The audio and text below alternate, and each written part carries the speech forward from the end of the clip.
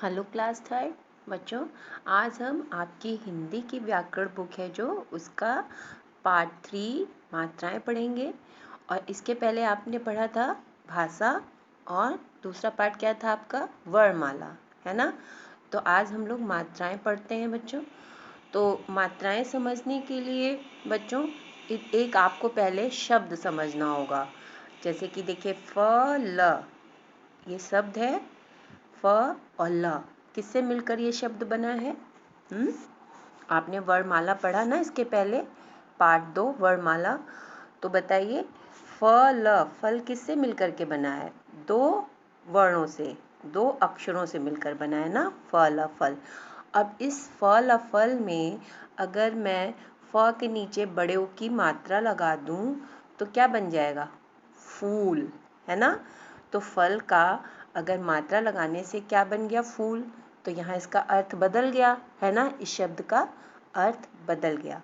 तो बच्चों, जो मात्राएं होती हैं उनके प्रयोग से क्या होता है कि शब्द के अर्थ बदल जाते हैं, है ना। और शब्द किससे बनते हैं? शब्द बनते हैं अक्षरों से, स्वर और व्यंजन के मिलने से बनते हैं। जो व्यंजन होता है बच्चों, उसी के ऊपर ये जो स्वर है इसकी मात्राएं लगाई जाती हैं। मात्राएं होती हैं स्वर की, मात्राएं किसकी होती हैं? स्वर की होती हैं, और ये व्यंजनों पर लगाई जाती हैं। तो हिंदी भाषा में जो स्वर हैं उनको लिखने के लिए कुछ चिन्ह निर्धारित कर दिए गए हैं। जैसे कि अब व्यंजन है क ख ग घ, ये सब है ना, त थ। तो आप इस पे स्वर की मात्राएं लगती हैं तो आप सीधे आ तो लगा नहीं देंगे, तो उसके कुछ चिन्ह बना दिए गए ना, आ ई, तो इसके चिन्ह हैं, यही है मात्राएं, है ना। तो यहाँ पर देखिए पिक्चर में तितली, तोता, आलू, केला, है ना, इसके पिक्चर बने हैं। तो इसमें किसकी किसकी देखिए मात्राएं लगी हैं। ग्रीन से त पर छोटी की मात्रा, ती त ली, ला पर बड़ी ई की। और इधर देखिए तोता में भी ता पर ओ की मात्रा और त पर आ की मात्रा। आलू में भी बच्चों इसी तरह ला पर बड़े ओ की मात्रा और केला में का पर ए की मात्रा और ला पर आ की मात्रा, है ना। तो ये जो है ग्रीन कलर से, जो हरे रंग से जो चिन्ह बने हैं, यही मात्राएं हैं, है ना। और ये व्यंजन और स्वर मिलकर के शब्द बनाते हैं, है ना, शब्द बनाते हैं। तो और ये मात्राएं क्या करती हैं? जब मात्राएं लग जाती हैं तो शब्दों के अर्थ बदल जाते हैं। तो चलिए बच्चों, ये आपने देख लिया ध्यान से कि मात्रा क्या। अब नीचे देखिए लिखा हुआ है, आप ध्यान से देखेंगे तो पाएंगे कि चित्रों के नीचे लिखे गए शब्दों में स्वर वर्ण के स्थान पर बड़ी ई, छोटी ई, ओ, आ, उ, ए आदि चिन्हों का प्रयोग हुआ है। इस प्रकार शब्द निर्माण में स्वर तथा व्यंजन के साथ जुड़ते हैं। स्वर जब व्यंजन के साथ जुड़ते हैं तो उनका रूप बदल जाता है। जैसे कि बता दिया ना मैंने आपको, व्यंजन के साथ जब स्वर जुड़ेगा तो उसका रूप बदल जाता है, अर्थ बदल जाता है। तो ये जो स्वर की मात्राएं हैं ये व्यंजन के ऊपर लगती हैं, इन्हीं को मात्रा कहते हैं। तो चलिए बच्चों आगे देखिए, पेज पलटिए आप। इसमें देखिए स्वरों के मात्रा रूप, स्वरों के मात्रा रूप देख लीजिए इसमें कैसे कैसे है। स्वर है आ, देखिए स्वर अ है, आ की तो कोई मात्रा नहीं होती है, लेकिन व्यंजन के साथ ये जो अ है वही जोड़ा जाता है ना। जब आपने वर्णमाला पढ़ा था उसमें जब आप व्यंजन पढ़ रहे थे, व्यंजन क्या होता है? क से लेकर के ज्ञ श्र तक होता है ना। तो व्यंजन तो वही होता है ना जब जो स्वर की सहायता से बोला जाता है। जैसे क, तो क में छोटा अ मिला है। तो इसी तरह जितने भी व्यंजन है सब में छोटा अ मिला हुआ है। तो अब आगे देखिए, आ, बड़े आ की मात्रा होती है। बड़े आ की मात्रा से गाजर, गा पे बड़े आ की मात्रा लगी, गाजर बन गया। छोटी ई की मात्रा देखिए का पर छोटी की मात्रा लगी तो किला बन गया। बड़ी ई की मात्रा से तीर, देखिए बच्चों, जो छोटी ई की मात्रा है, देखिए इसको बोलने के लिए ज़्यादा समय नहीं लगेगा। किला बोल दिया। अब देखिए बड़ी की मात्रा में थोड़ा टाइम लगता है। तीर, है ना। आ की मात्रा भी बोलते हैं तो पूरा मुंह खुल जाता है, थोड़ा टाइम लगता है। जैसे गाजर, है ना, टाइम लगा ना, गाजर। किला, छोटी की मात्रा में टाइम नहीं लगा। तीर, इसी तरह छोटे ऊ की मात्रा में भी ज़्यादा समय नहीं लगता। पुल, देखिए पा पे छोटे ऊ की मात्रा, ल, पुल। फिर झ पे जब बड़े ऊ की मात्रा लगी है, झूला, इस पे टाइम लगा। फिर री की मात्रा, गा पे री की मात्रा, ह, गृह। बा पर ए की मात्रा, रा, बेर, देखिए इसमें भी टाइम लग रहा है, बेर, देर तक हम लोग थोड़ा बोल रहे हैं। फिर सा पर ए की मात्रा, र, सैर, इस पे भी टाइम लगा। गा पर ओ की मात्रा और भा पर बड़ी ई की मात्रा, गोभी। इसी तरह ला पर औ की मात्रा और का पर बड़ी की मात्रा, लौकी, इसमें भी समय लग रहा है। बस समय नहीं लगता है तो छोटी की और छोटे ऊ की मात्रा में, है ना, वो जल्दी से बोल देते हैं हम लोग। चलिए फिर अब आगे देखते हैं यहाँ पर क्या लिखा हुआ है बच्चों। स्वरों का प्रयोग मूल रूप में भी किया जाता है। जैसे कि देखिए मूल रूप में, जैसे कि इसमें कोई मात्रा नहीं लगी है, इनका जो रूप है, चिन्ह नहीं इसमें कोई वो हुआ है, देखिए चिन्ह नहीं हुआ है, इनका जो मूल रूप है। जैसे देखिए अमन, अजगर, अदरक, अनार। फिर बड़े आ से है आसन, आम, आलू, आग। और ई से इमली, इनाम, इमारत, इधर। फिर बड़ी से ईसा, ईसान, ईख, ईद। फिर छोटे उसे उधर, उल्लू, उस्तरा, उल्लास, है ना। इसी तरह देखिए इनके जो मूल रूप हैं, इनसे भी शब्द बने हुए हैं। तो आगे बढ़ते हैं हम लोग। मात्राएं और है अनुस्वार और अनुनासिक। अनुस्वार क्या है, अंग की मात्रा है, और अनुनासिक क्या है, चंद्र बिंदु है। अब देखिए अनुस्वार, इसमें बंदर, देखिए एक पेड़ पर बंदर है ना, ये अंग की मात्रा लगी है, इसी को बोलते हैं अनुस्वार। ये नाक से उच्चारण हो रहा है। बंदर, बंदर पेड़ पर उछल रहा है, बंदर पेड़ पर उछल रहा है। अब इधर देखिए चंद्र बिंदु जो है, चांद, इसमें नाक और गले दोनों से आवाज निकल रही है, चांद, है ना। तो ये चंद्र बिंदु है, चांद आसमान में चमक रहा है। देखिए नीचे लिखा हुआ है, ऊपर दिए गए पहले वाक्य में बंदर शब्द में बिंदु, जहाँ पे देखिए अंग की मात्रा लगी है, इसे अनुस्वार कहते हैं। और दूसरे वाक्य में चांद, इसमें चंद्र बिंदु का प्रयोग हुआ है, तो इसे अनुनासिक कहते हैं। अतः अनुस्वार का चिन्ह बिंदु है और अनुनासिक का चंद्र बिंदु है। और इसके अलावा एक और होता है विसर्ग, जिसको कहते हैं अह। अंग से अंगूर, अह से कुछ नहीं। तो आपका वो जो अह है उसी को कहते हैं विसर्ग, है ना। तो जब इसका उच्चारण होता है तो ह, जो बिंदु किनारे लगे रहते हैं ना, दो विसर्ग में दो, देखिए इसमें यहाँ पर है, इसका उच्चारण ह की तरह होता है, जैसे प्रातः, प्र पे आ की मात्रा, त और फिर विसर्ग लगा हुआ है, तो पढ़ेंगे प्रातः, अतः आदि, है ना बच्चों। अब देखिए जो हम लोग ये शब्द बनाते हैं, इनका विच्छेद भी किया जाता है, इनको अलग भी किया जाता है। इसको कहते हैं वर्ण विच्छेद। इसको क्या कहते हैं, वर्ण विच्छेद। तो देखिए यहाँ पर शब्दों को कैसे इनका विच्छेद किया गया है। जैसे ये देखिए एक शब्द है कोमल, कोमल। अब इसका विच्छेद करना है, इसको अलग करना है, कि ये देखना है कि ये कितने अक्षरों से मिलकर बना है ना। ये कितने अक्षरों से मिलकर बना है एक शब्द, देखिए कोमल। अब देखिए आप क, हलंत लगा हुआ है ना, क, कह, इसको पढ़ेंगे, जो हलंत लगा है इसको कह पढ़ेंगे, कह प्लस ओ, क पर ओ की मात्रा लगी हुई है।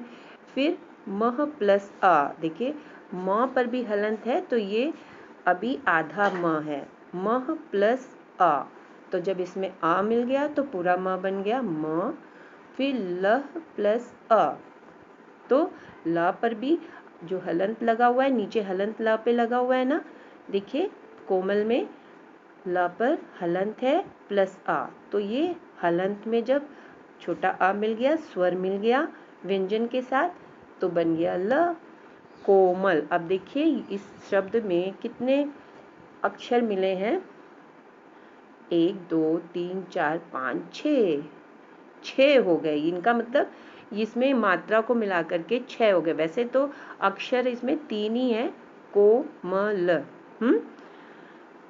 तो बच्चों इसी तरह जितने भी हैं देखिए इनका वर्ण विच्छेद हुआ है ना। आप इसके देखिए अमृत, अमृत में भी यही हुआ है। आ तो आ लिखा गया है, फिर म पे हलंत है तो उसको मह प्लस री प्लस त प्लस अ, अमृत। तो इसी तरह से ये जो वर्ण विच्छेद हुआ है ना, कि आप अपनी कॉपी में वर्ण विच्छेद लिख करके, और जितने भी यहाँ पर शब्द दिए हैं, कोमल, अमृत, जंगल, सांप, माला, वीर, बगीचा, मनोहारी, फिर इधर है किताब, वाटिका, वृक्ष, जलेबी, फूल, कायर, कुसुम, कबूतर, तो आप इसे अपनी कॉपी में लिख लीजिएगा, वर्ण विच्छेद, है ना। ठीक है बच्चों। अब इधर देखिए नीचे लिखा है आओ और कुछ जाने, जैसे लिखा हुआ है र का प्रयोग। जब र स्वर रहित होता है तो यह अपने से बाद वाले व्यंजन के ऊपर रेफ के रूप में लगाया जाता है। जब र है जो स्वर रहित रहता है, जैसे उसमें स्वर नहीं लगा रहता, आपको पता है ना र क्या है, व्यंजन है, और जब इसमें अ नहीं लगा रहेगा, स्वर रहित रहेगा, र के नीचे हलंत लगा देंगे तो वो स्वर रहित हो जाएगा। र के नीचे जब आप हलंत लगा देंगे तो वो स्वर रहित हो जाएगा ना, वो आधा र कहलाएगा। तो इसी आधा र को रेफ की तरह ऊपर किसी भी व्यंजन के ऊपर हम लगाते हैं, वो रेफ कहलाता है। तो यहाँ पे देख लीजिए, जो यहाँ पर लिखा हुआ आओ कुछ और जाने, यहाँ पे देखिए पहला है गर्व, गर्व। अब देखिए ग लिखा हुआ है प्लस र पे हलंत लगाया ना, ये र आधा र हो गया, और वाह, तो पहले गर्व र निकल रहा है तो ये बाद वाले अक्षर के ऊपर लग जाएगा, ऊपर रेफ के रूप में, है ना। इसी तरह शर्म, र पहले निकल रहा है मुंह से, और जो बाद वाला अक्षर है म, शर्म, बाद में म निकला, तो ये बाद वाले अक्षर के ऊपर रेफ लग जाएगा, शर्म। पूरा र तो उच्चारण हो नहीं रहा, देखिए शर्म, गर्व, है ना। गर्व तो हम लोग पढ़ नहीं रहे हैं, जब ये र पूरा होता तो हम लोग को पढ़ना होता गर्व, लेकिन ऐसे बोल रहे हैं ना, ये आधा र है, गर्व, बाद वाले अक्षर के ऊपर ये रेफ की तरह लग जाएगा, शर्म, पर्वत, वर्षा, है ना। तो र जो है जल्दी से उच्चारण हो रहा है इसका, तो ये रेफ की तरह बाद वाले अक्षर पे लगाएंगे। इसी तरह और है, जब र स्वर युक्त होता है, र जो है जब स्वर युक्त होता है, मतलब इसमें स्वर लगा होता है, और ये किसी स्वर रहित व्यंजन, अब कोई व्यंजन है जो स्वर रहित है, तो उस व्यंजन की खड़ी पाई जो होती है उसके साथ पदेन के रूप में लिखा जाता है। ये र जो होता है ये स्वर रहित नहीं रहता, ये स्वर होता है, ये स्वर युक्त होता है, और ये किसी व्यंजन, जो व्यंजन है वो स्वर रहित रहता है, मतलब वो आधा रहता है, तो उसके साथ ये उसकी जो खड़ी पाई होती है, खड़ी पाई मतलब क, जब आप क लिखते हो तो पाई पहले लगाते हैं ना, पाई एक खींचते हैं, छोटी सी लाइन, स्टैंडिंग लाइन, फिर क बनाते हैं। इसी तरह पाई वाले कौन कौन से हैं, क हो गया, ग हो गया, घ हो गया, ये सब पाई वाले हैं ना।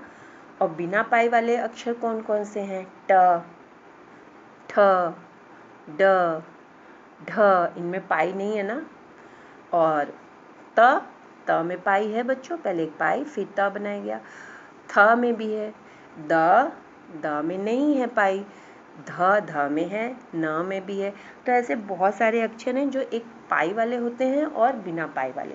तो उसमें जो ये पदेन है, र की मात्रा, जैसे एक र की मात्रा रेफ हो गई, और पदेन, पदेन जो लिखा हुआ है ना कि ये स्वर युक्त होता है, र जब स्वर युक्त होता है तो ये किसी स्वर रहित व्यंजन के साथ जुड़ता है। तो पाई वाले में जो पाई वाला रहेगा उसमें तिरछा लगा देते हैं, और जो बिना पाई वाला रहता है तो उसमें वी का शेप होता है ना, उल्टा करके वी उल्टा कर देते हैं। तो ये पदेन र की मात्रा है ना बच्चों। तो ये आपने जाना। इसमें देखिए, इसमें दिया हुआ है क पाई वाला था तो देखिए उसमें ऐसे तिरछी, का के पास से तिरछी लाइन गई, म। तो क्रम, चक्र, इसी तरह भ भी है पाई वाला तो भ्रम, अग्र, ग भी पाई वाला है। अब नीचे देखिए, जब स्वर युक्त र किसी स्वर रहित व्यंजन के बाद आता है जिसमें खड़ी पाई न हो तो यह व्यंजन के नीचे पदेन के रूप में लिखा जाता है। जैसे देखिए ये पाई वाला नहीं है, ट्रक। हाँ, अब ये जो र बोला जा रहा है ये देखिए बाद में आ रहा है, ट पहले आ जा रहा है, ट्रक। तो ये पहले वाले अक्षर में वी के शेप में लग जाता है। ट्रक, राष्ट्र, ड्रम, ड्रामा, है ना। तो बच्चों आपको ये समझ में आ गया ना कि इसका उच्चारण जो र है ये बाद में निकल रहा है। रेफ में तो ये पहले निकल रहा था, देखिए गर्व पहले निकल रहा था तो ये रेफ के रूप में बाद वाले अक्षर में लग गया, है ना। और जो ये वाला है जिसमें तिरछा लगा हुआ है तो ये क्या है, ये स्वर युक्त होता है ये र, और किसी स्वर रहित व्यंजन के बाद आता है तो ये भी बाद आता है, ठीक है।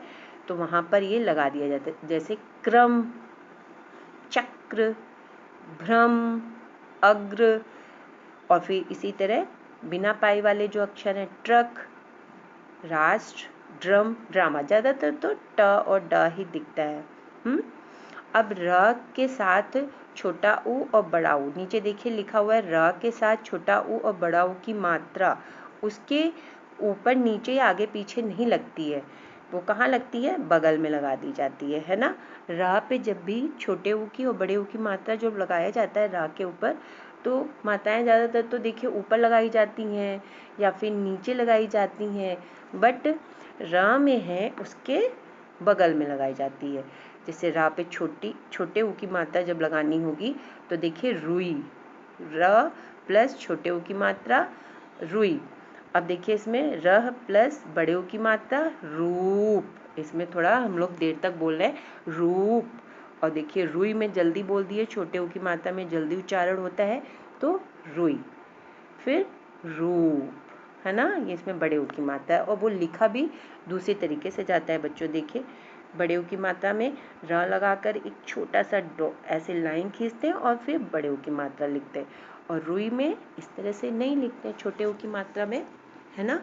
तो आज हमने मात्राएं पढ़ी और मात्राएं हम लोगों ने समझी भी। मात्राएं क्या होती हैं, मात्राएं स्वर की होती हैं और मात्राओं के प्रयोग से जो शब्द है उनके अर्थ बदल जाते हैं, है ना।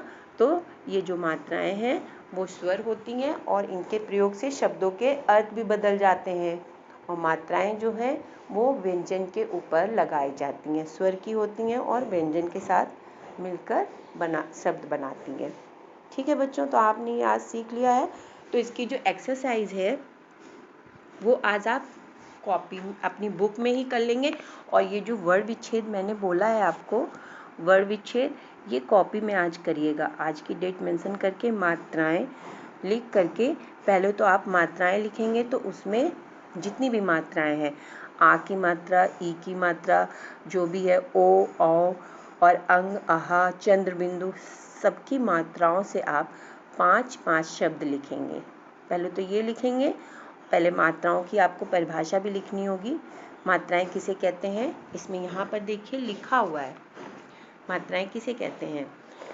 मात्राएं किसे कहते हैं ये मैं आपको या तो फिर कॉपी में लिख करके दे दूंगी, है ना, लेकिन वर्ण विच्छेद आप करेंगे, मात्राओं से शब्द लिखेंगे। पहले तो 5-5 शब्द लिख लीजिएगा, फिर उसके बाद वर्ण विच्छेद करेंगे आप। और इसकी जो एक्सरसाइज है, अभ्यास कार्य, ये तो मैंने गर्मी में करवाया था, लेकिन जिन्होंने नहीं किया है वो लोग कर लेंगे इसमें। आप अभ्यास कार्य ओपन करिए, पेज नंबर 22, पेज नंबर 22। इसमें देखिए लिखा हुआ है पहला, सही उत्तर पर सही का चिन्ह लगाइए। सही उत्तर पे सही का चिन्ह लगाइए। जैसे कृपालु शब्द के क वर्ड में कौन सी मात्रा है? कृपालु में जो क वर्ड है उस पर कौन सी मात्रा लगी है? ओ की लगी है, ई की लगी है कि री की? तो लिखेंगे री की। और रुपया शब्द के र वर्ड में कौन सी मात्रा है? आ की, छोटे ऊ की कि ए की? छोटे ऊ की मात्रा। अब इधर देखिए, दिए गए वाक्यों में सही या गलत का चिन्ह लगाइए। तो री की मात्रा व्यंजन के ऊपर लगती है। जो री की मात्रा है वो क्या व्यंजन के ऊपर लगाई जाती है? नीचे लगाते हैं ना, तो ये गलत का साइन है। आ स्वर की मात्रा नहीं होती, ये तो सही है, आ की कोई मात्रा नहीं होती है। व्यंजन के साथ स्वर की मात्रा होती है, ये भी सही है, व्यंजन के साथ स्वर की मात्रा होती है ना बच्चों। और यहाँ पर देखिए लिखा है, वृक्ष में से सही शब्दों को पहचान कर पहली टोकरी में और गलत शब्दों को दूसरी टोकरी में लिखिए। मतलब कि जो वृक्ष है इसमें सही और गलत दो तरह के हैं शब्द। तो आपको जो सही लग रहा है वो सही ब्लू कलर की टोकरी में लिखेंगे, और जो गलत है वो बगल वाली टोकरी में लिखेंगे, है ना, येलो वाली में। तो आपको ये जो गलत शब्द हैं उनको उसमें लिखिए और सही शब्दों को ब्लू में लिखिए। ठीक है, तो ये आज आप कर लेंगे। ठीक है बच्चों, okay, have a nice day.